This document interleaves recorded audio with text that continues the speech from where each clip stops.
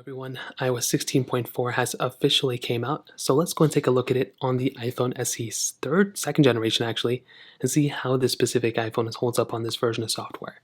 Now, number one, I've been using iOS 16.4 as a beta on a lot of my different iPhones, pretty much all the ones that are supported, including this one, and it seems pretty solid. The RC2 version came out last week, I just installed it right now, but from the last few versions of the beta, it's been pretty good.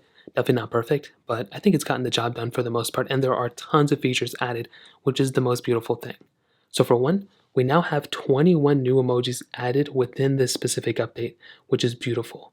So I'm not 100% too sure which ones are added or which ones are the new ones, but we do have 21 new ones here, which is honestly very cool. So I'm sure someone will make a list of which ones are the new ones, but that in and of itself is a really cool change.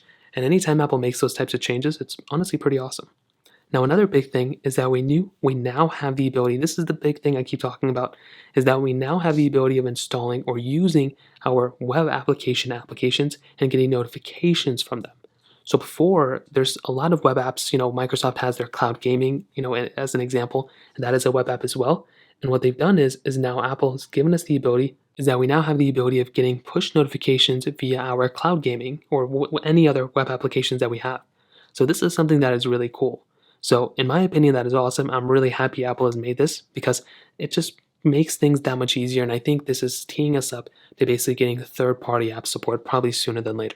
So that is something that is really cool.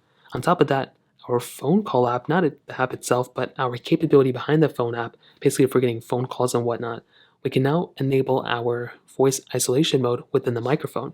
So that is another really awesome thing. And again, I'm really happy anytime Apple makes these types of changes.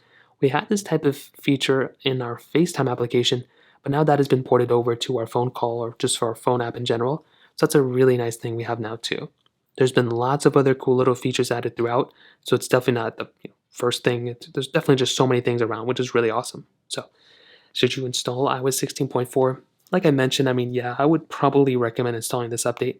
I think it's pretty good. I think it's going to get better, but this is kind of a no-brainer in my opinion. And if I were to recommend an update, it would probably be installing 16.4 because this is probably going to be the starting point of a lot of better updates coming out in the future very soon. So that pretty much covers it up there. If you have any other thoughts or questions, please let me know in the comment section below. Hit the like button, that would mean so much, but definitely hit that subscribe button.